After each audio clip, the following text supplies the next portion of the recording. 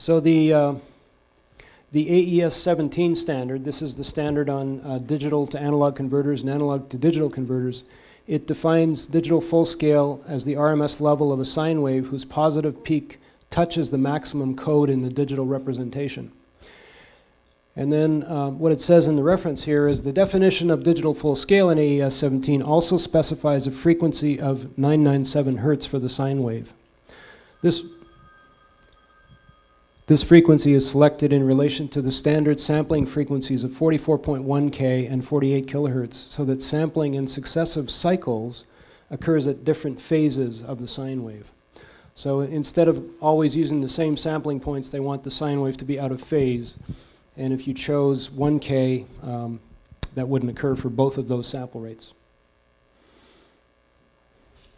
So in contrast, a 1 kilohertz sine wave sampled at 48K will be sampled at the same 48 phases of the sine wave in each cycle.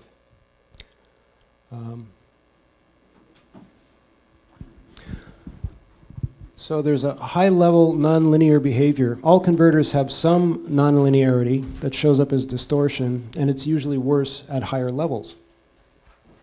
Distortion tests are similar to those for analog electronics. So the classic measurement is the THD plus N, or total harmonic distortion plus noise ratio, and then various types of IMD, or intermodulation distortion. So in our APX series, the THD and THD plus N results are available in many measurements. And they show individual harmonics. We can also measure sums of harmonics, and we have a quantity called cyanide. Cyanide is a way of expressing distortion. It's really the inverse of the THD plus N, basically. Now for IMD, there are various intermodulation distortion measurement techniques. There's the SMTE, DFD, or difference frequency detection, CCIF, and MOD. These have user-adjustable frequencies and ratios, and there's also a split channel capability for microphone testing. The DIM measurement, this requires an APX 555, or on the other two-channel generator analyzers, the AG52 option. That's because it mixes a sine wave and a square wave together for DIM. So for the THD plus N ratio, the test signal is a sine wave of the desired frequency at level. At the output of the converter, it's notch filtered with a very steep notch to take out the fundamental. It's bandwidth limited to 20 kilohertz, and then the RMS is measured in dBFS, and that's the residual level. So the THD plus N ratio is the ratio of this residual level to the total output level. And it's common to measure THD plus N at 1 kilohertz minus 20 dB full scale. AES 17 also measures the THD plus N versus frequency, THD plus N versus level, and this finds problems that might not show up otherwise. A minus 20 dB full scale signal is easy for most converters.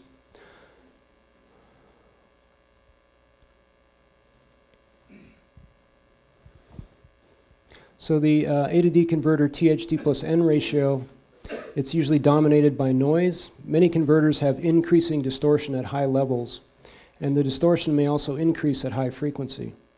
So here's a typical graph of THD plus N ratio versus frequency. You can see it increasing above 500 hertz here. And then THD plus N ratio versus level. And because of the nature of it, it gradually improves with increasing level until you get to some point where you're close to the clipping point, and then you get a very high spike in distortion.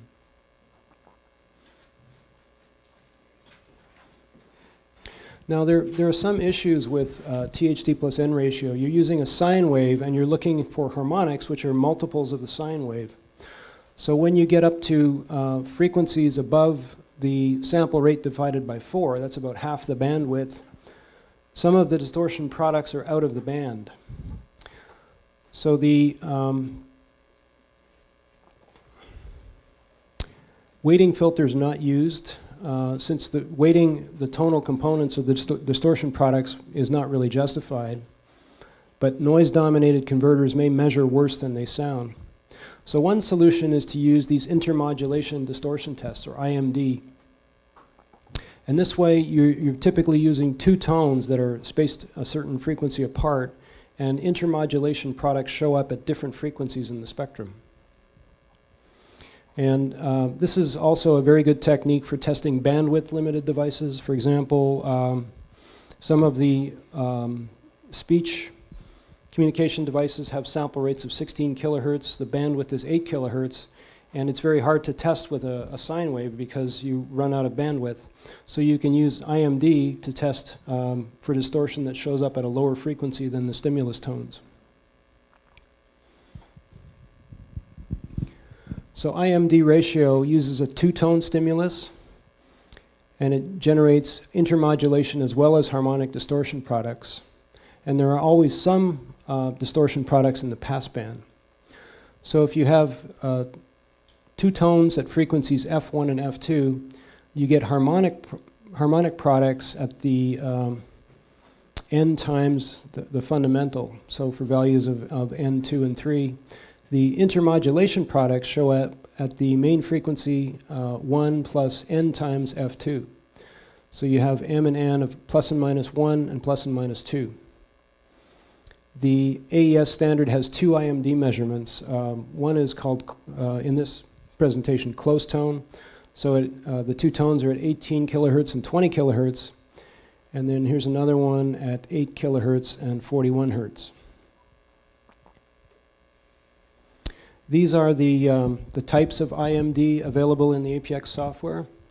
So we have SMPTE, which uses a low frequency of 60 hertz, a high frequency of 7 kilohertz, and the ratio of the two tones is 1 to 1, 4 to 1, or 10 to 1. We also have mod intermodulation, which is low frequency of 60, a high frequency of 7K, and these different ratios here again. The difference frequency distortion uses a mean value of 12.5 kilohertz and a difference frequency of 80 hertz. So that's the difference between the two frequencies is 80 hertz. And the mean frequency is 12.5. CCIF is similar. And then the dim measurements, which use the well, depending on the dim type, but this uses a 3.15 kilohertz square wave and a 15 kilohertz sine wave combined together. And then dim 100 is a variant of that. Dim B uses 2.96 K for the square wave and 14 K sine wave. And dim B8, 2.96 kilohertz square wave and 8 kilohertz sine wave. So for the AES-17 IMD measurements, you have the close tone IMD distortion at 18K and 20 kilohertz, each at 0.5 FS. So you end up with a second order distortion product at 20 minus 18 or 2 kilohertz, and a third order products at 2 times 18 minus 20 or 16 kilohertz. The IMD level is the total RMS level of these distortion products, and the ratio is the ratio of the IMD level to the lower tone level. And this one describes the spread tone measurement. We'll look at some of these IMD measurements when we do some converter measurements from the tech note.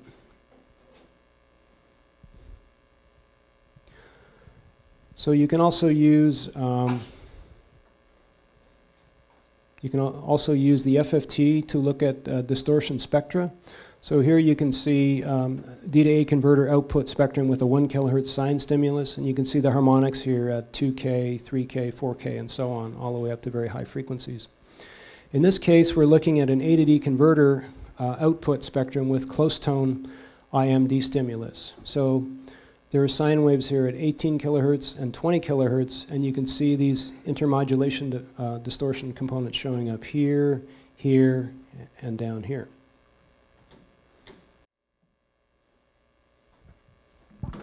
Okay, so the project file here has three signal paths in it, actually 4 signal paths. So one is for channel 1 and channel 2 both. And this would be for an A to D converter that has the same level on both channels.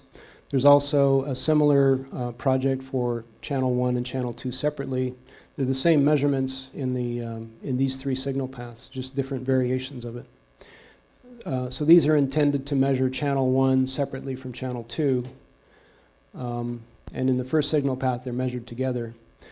The last signal path is for output jitter, and I think we looked at this yesterday, so I won't bother with that today. So in the signal path setup, I believe there's a sequence step here that prompts the user to do certain things, and I think what it is setting the maximum level. So let me just right-click and select Start Selected Measurement. So we get a prompt here. It says stereo setup prompt, 48 kilosamples per second. This will measure A to D converter output channels 1 and 2, assuming both have the same gain and full-scale input level specifications. Configure the A to D device settings for a sample rate of 48 kilosamples per second. Connect the A to D converter device balanced digital output to the APX balanced AES3 digital input. Now, in this case, I set it up to use the unbalanced digital output, so I've changed it accordingly. Next line says, connect the ADC device input channel 1 to the APX analyzer analog 1 balanced XLR connector. Connect the ADC device channel 2 to the channel 2 of the balanced output connector, and set the APX analog output generator level to approximately full scale for the ADC inputs.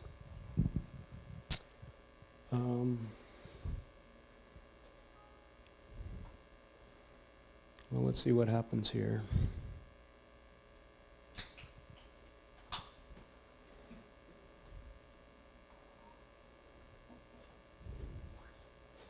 So it's actually regulating to a full-scale level.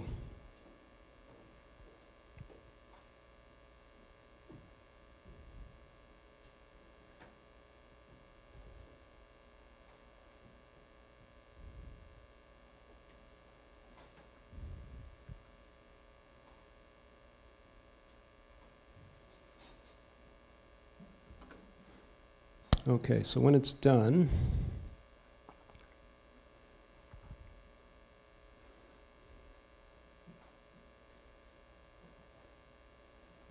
check what's going on here again.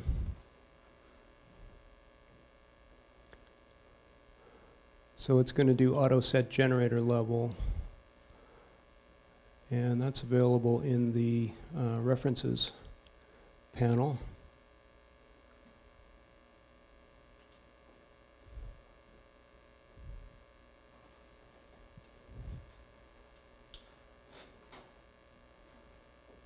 Okay, something wrong here.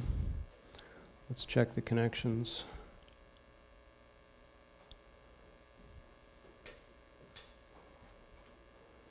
So the output is analog balanced.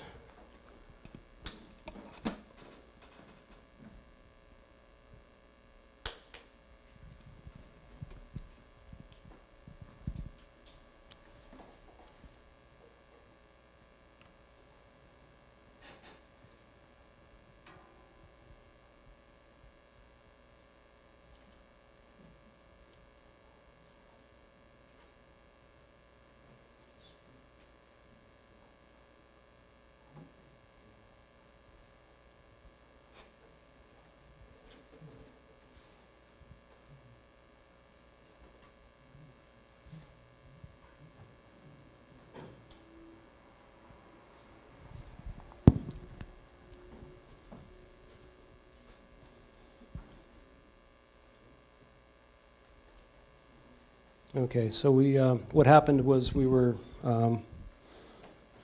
fiddling with the A to D converter yesterday, and we changed the sample rate to 96 kilohertz. So let's have a look at that again. If we go to the References tab, so we're trying to regulate to a measured level of 0 dBFS. and we're telling the system that the maximum voltage we want to go to is 1.6. So we should be able to achieve that. Let's have a look.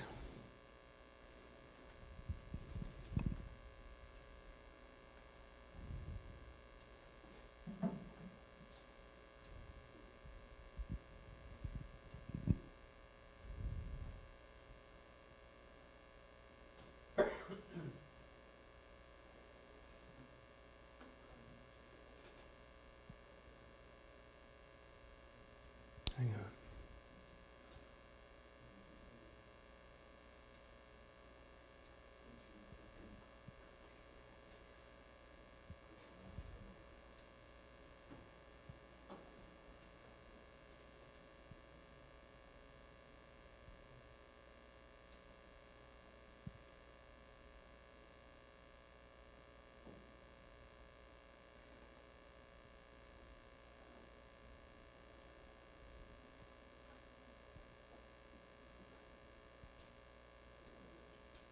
Let me try increasing the voltage a little bit.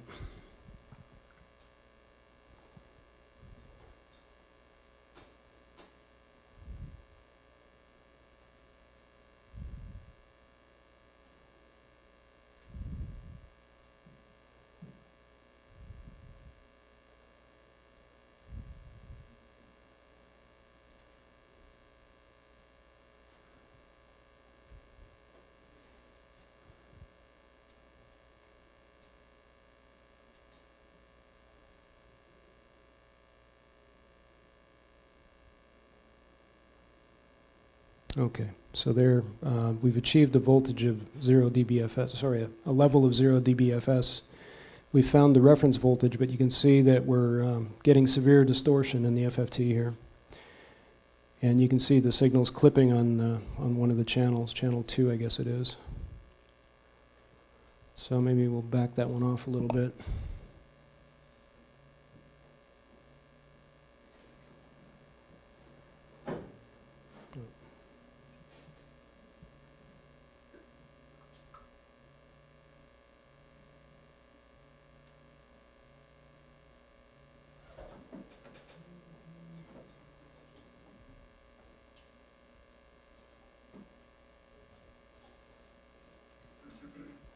Okay, they're pretty close to being the same.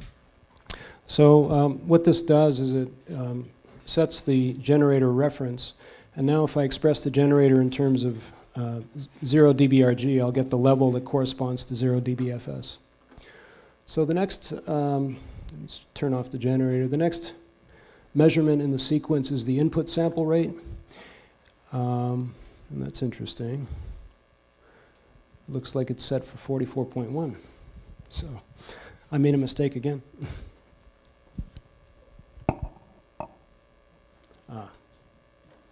Wrong button. Okay, now we're at 48 kilohertz. The next measurement, so what's going on here is in the project file, the person who created the project file has added one of the APX standard measurements, and if you hover over the measurement, you can see the tooltip appear, indicating that this is a step frequency sweep. But he's renamed it to be 5.1 suppression of aliasing components. So it's really a stepped sine measurement. It goes from 24 kilohertz to 192 kilohertz using the high performance sine generator. And initially, when I opened the project file, this was going to measure 1,681 points, which takes a very long time. So I just abbreviated it here, and we can have a look at what's going on. So we're sweeping from frequency of 24 kilohertz, which is just within the measurement band, all the way up to 200 kilohertz. So this would be looking for the stop band, or suppression of components outside of the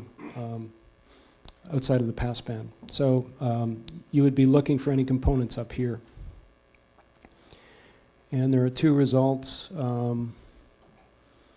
One called suppression of aliasing components RMS level, and the other RMS level offset. This is a derived result. So I think it's just applying a gain of 20 dB to this result. The next measurement is called overload step level sweep. So the underlying measurement is a step level sweep. It's sweeping here just over 2 points. So it's a very fast test. And this is, the numbers here in the project file correspond to the paragraph within the AES 17 standard that it's testing to. So we just go ahead and hit a start here. And this just measures 2 points. And I believe it's meant to, so if you run the measurement using the sequencer, I could either hit the play button up here and it would run all of the measurements in a sequence, but I want to run them one at a time. So to run one at a time from the sequencer, I can choose this start selected measurement. It'll do the 2 measurements, and then it puts up a prompt, and it says, the delta Y value of the graph cursor legend is the overload value. Please enter this channel 1 value and select OK to continue.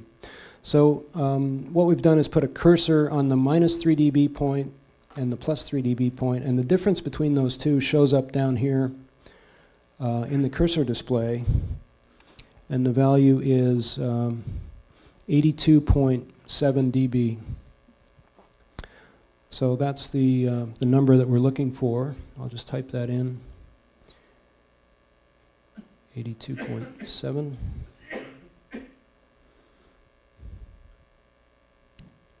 Oh, and it's asking the same for channel 2. Okay, so I'll just enter the same thing. 87.3.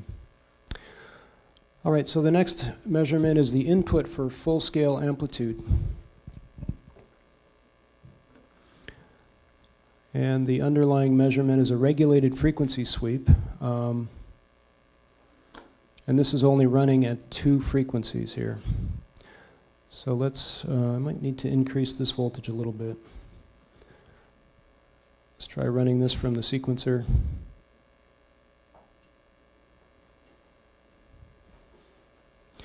So what this has done is it's doing a sweep, but it's really just 2 frequencies in the sweep.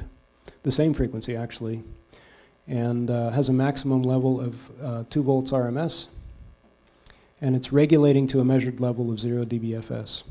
So we have this derived result here, which it's labeled input for full-scale amplitude generator level arithmetic mean. So it's taking the mean of the 2 values measured in this sweep at the same frequency and coming up with a full-scale amplitude, which corresponds to 0 dBFS.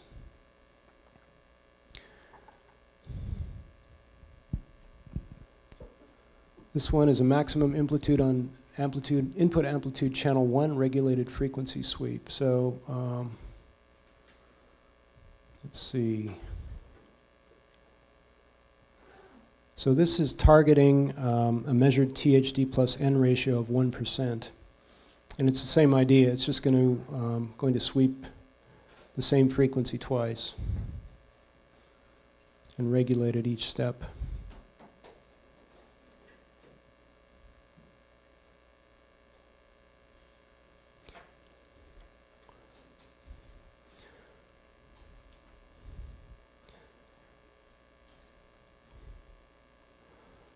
So actually, the test didn't regulate on the second channel, but you could probably play around with these parameters. But anyhow, you see that for a THD plus N ratio of 1%, it found the voltage of 1.84 volts RMS.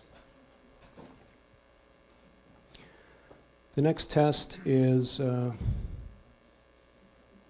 yeah, actually this test is just for channel 1, and there's another test for channel 2.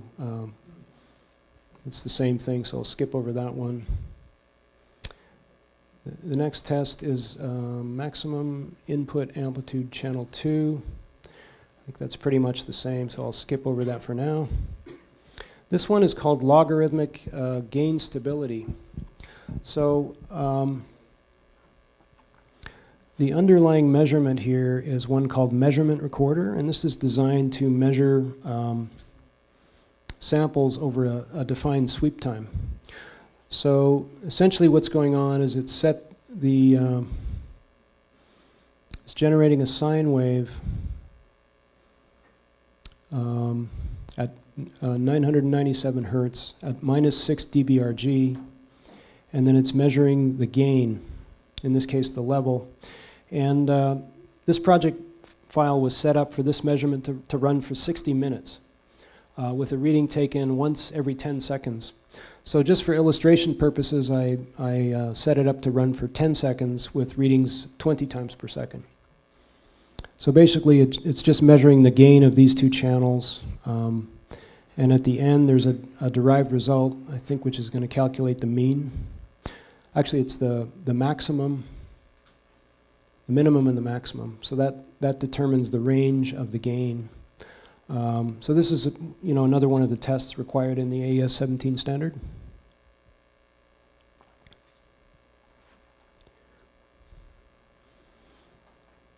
The next one is frequency response. And this test uses a measurement which is called frequency response in APX. It's the one that one of the measurements uses the chirp, the Farina log chirp. So it's very fast. This has been set for a sweep time of 5 seconds, and it's sweeping from 10 hertz to 20 kilohertz with a level of -20 dB relative to full scale. So you'll be able to see the signal sweeping across in the FFT spectrum. And there you see, so we have the relative level shown here. So this is a range of -0.18 to 0.02 dB, and from 10 hertz to 20 kilohertz. So you can see the passband ripple. This result shows the deviation from flatness, and then I think this is just zoomed in to show some of the ripple in the transition band. The next test is called frequency response step frequency sweep. So it's really the same test as the previous one, but it uses a stepped sine sweep and stopping at each test point. I'll just skip over that one for now, just in the interest of saving time. This test is a continuous sweep, which also uses a chirp measurement, but in this case it's measuring the phase response and interchannel phase response. So it's set to sweep from 10 hertz to 20K with a level of -20 dB. And there's a sweep time of 3 seconds. So let's just go ahead and do the sweep. Oh, and I think this is one that's designed to use sequencers because it has some prompts. So let me run it from the sequencer here. So it runs the test, and I think it puts a prompt up at the end. Yeah. So the prompt says it's asking the user to judge the polarity. So it shows you two patterns, a positive impulse and a negative impulse. And it says positive impulse response indicates normal polarity, negative indicates inverted polarity. Select pass if polarity is correct. So you would just select pass, and this would flow into the report. Another way to do that is you can put limits on the polarity. So you'd have to choose a point below this value here such that if the response was inverted, it would fail the limit.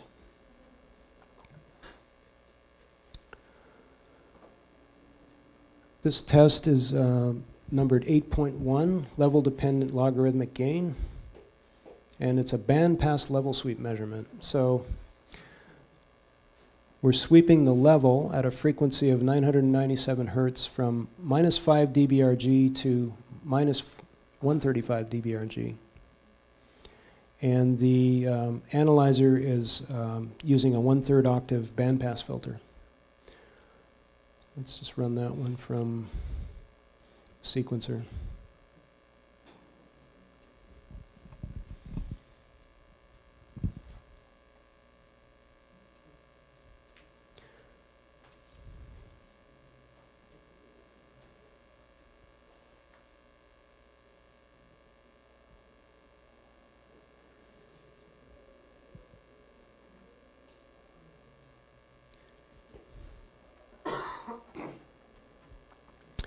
So as you get lower and lower in generator level, you can see the performance getting worse.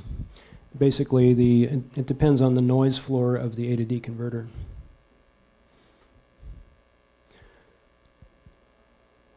So I think I'll just stop that one here. I think you get the idea. Oh, it's finished. Okay, never mind. All right. Now, the next test is an intermodulation distortion test. So here we have an IMD type called DFD for difference frequency distortion. So the mean frequency between the two signals is 19 kilohertz, and the difference frequency is 20 kilohertz with a level of -3 dBRG. And we have different components of DFD that we can look at. So let's just turn on the generator. This shows the two frequencies, F1 and F2. And I believe their frequencies are shown over here if we enlarge the legend a little bit. So you can see F1 is 18 kilohertz, F2 is 20 kilohertz, and then this D2 is at 2K, D3 is at 16K, and you have another D3 at 22K. So the different components are pulled out of the FFT spectrum and shown here on this graph. You can also choose which distortion components you look at. This will look at additional ones. And then we have these additional results of distortion product ratio for the two channels. And then this is the overall DFD ratio for each channel. This one has been labeled DFD spectrum. It's really just the same signal, I think, but it's doing an FFT. And the frequency axis has been shown on a linear scale to show the difference frequency components. So you can see them in the spectrum here. This is a SMPTE IMD test. So the two test frequencies, this was mentioned in the slide earlier for the AES-17. So the first frequency is 41 hertz, the second one is 7.9 kilohertz, and the ratio between the two is 4:1. So you can see the first frequency, the second frequency, and then these are the intermodulation distortion products. And their frequencies are shown in the legend here if we drag it over a little bit.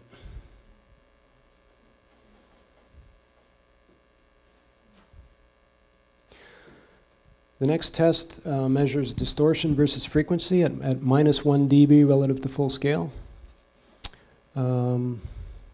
This has a custom sweep with 10 points. So let's have a look at the frequencies here. So it's set for 20, 40, 80, 160. Yeah, just a full octave, I think. This must be according to the standard. So it will just sweep those 10 frequencies and measure the distortion at each point.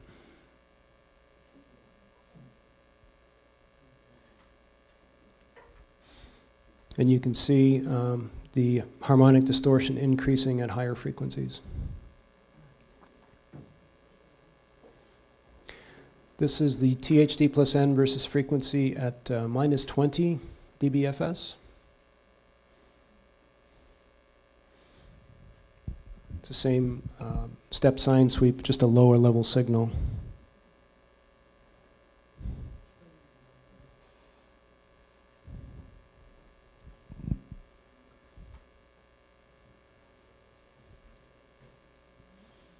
This one is a THD plus N versus level test. So it sweeps from 0 dBRG to -80, linear steps with 81 steps, and again at 997 hertz.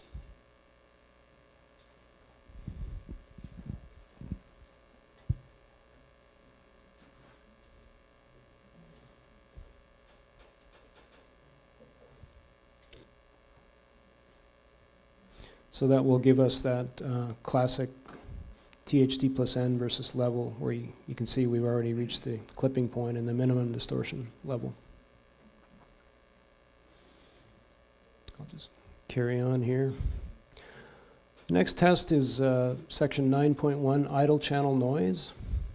So this is a noise measurement under the hood. There's no waveform generator selected. It's using a CCIR 2K weighting filter, and there's no signal, so we're just measuring noise. So if we, under the advanced settings, you can see it will be acquiring the signal for about 1/4 of a second. So the noise level is about -105 dBFS. Then we have the idle channel noise spectrum. And let's see, this is a bandpass frequency sweep, 31 points from 20 to 20K. And there's a 1/3 octave filter applied at each step.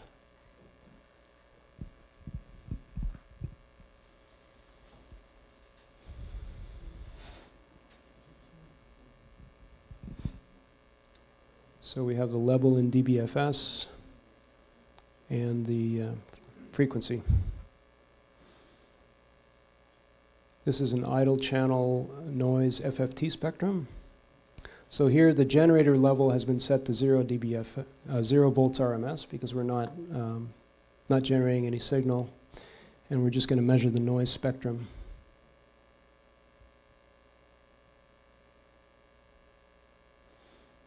Which has 3 averages, power averages.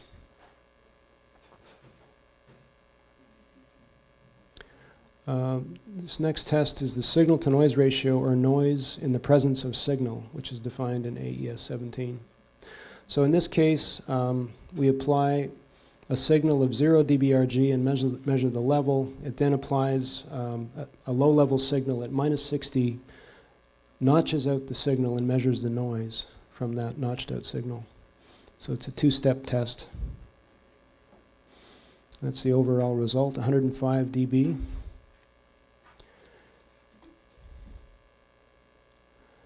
And let's see.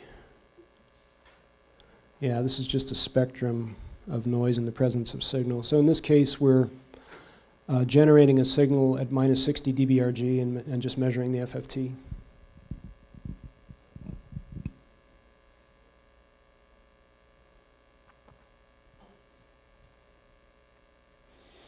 The next test is looking for frequencies that are related to the AC mains frequency. So the underlying measurement is signal analyzer, and again the generator is set to 0, but there are a couple of derived results here we'll look at in just a minute. So we measure a spectrum with 3 averages, and there's just a derived result here that's called specified data point. So this extracts the values. The first one is for 50 hertz related components, and the second one is for 60 hertz. So you can see frequencies here at 120, 180, and so on. When I ran this test, I wasn't sure about the frequency of the mains voltage here in Korea. I thought it might be 50 hertz, but I could tell from the spectrum that the values at 60 hertz and multiples of that are higher, so confirmed that that's the line frequency here.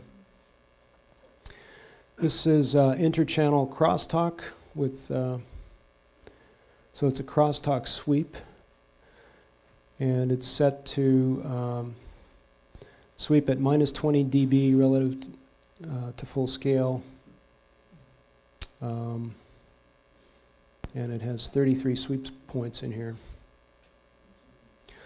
So this will, I believe it drives 1 channel at a time and measures the signal creeping into the second channel. So a crosstalk sweep.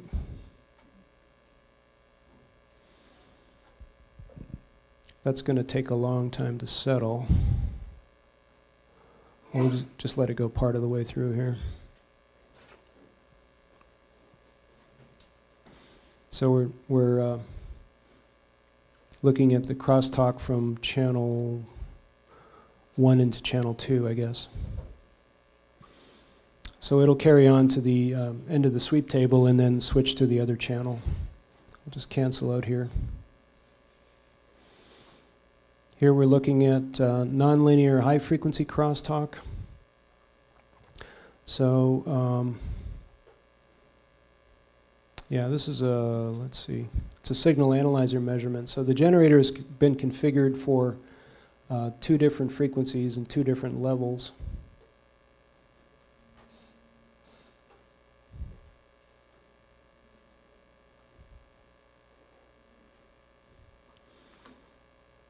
And from this combination, it derives some crosstalk results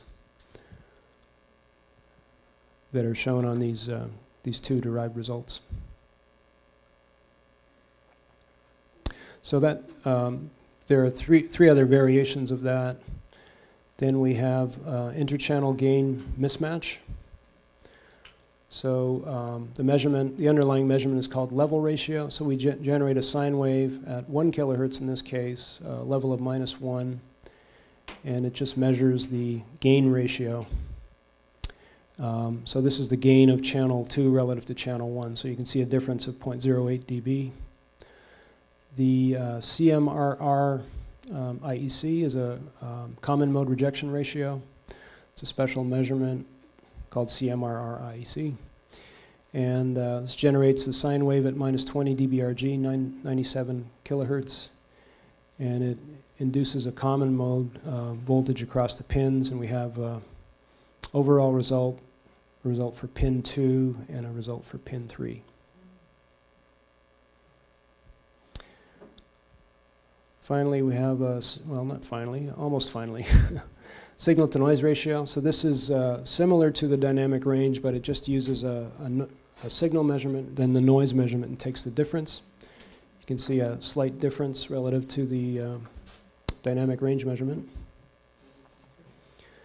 This measures the frequency response in the passband. It's a frequency response measurement, so it'll be pretty quick. In this case, a 350 millisecond sweep. You can see if you want to go faster or not. For example, we could change that to 1 second, do an appended measurement, and repeat. And you can see the curves really lie very closely one over top of the other. So this graph shows the passband ripple. It's just been zoomed in around the end of the passband. Now this one is a kind of a repeat that uses the step frequency sweep. It's got 461 points in it, so I won't bother doing it in this case. This is a stop band attenuation measurement, and it uses the high performance sine generator to sweep from 20 hertz to 50 kilohertz. It's got 301 points in it. We could start it, but I don't think I'll carry through with the whole thing. Oh, I have to hit the start button.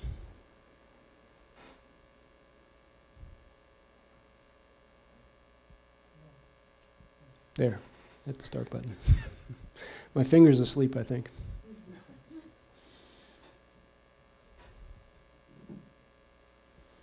Okay. It's actually going pretty quickly, but I think this is one of those measurements. When I opened the project file, it had many more points in it, and I just cut them down. So you can see some spikes up here, and I think what's happening is this A to D converter gets very unstable with these high-level signals. When this is at -3 dB relative to full scale. When I ran it at a lower level, like -20, it didn't have the spikes in it. So that's the end of those measurements. So as I mentioned, there's another set for channel 1 and channel 2, and then the other signal path is the output jitter measurement, which we ran earlier in the presentation. So these are nice project files. You can open them, customize them for your own work, and once you're done, you can just hit this play button. It will run through all of the measurements in a sequence and make a nice report for you. So a great way to test your device.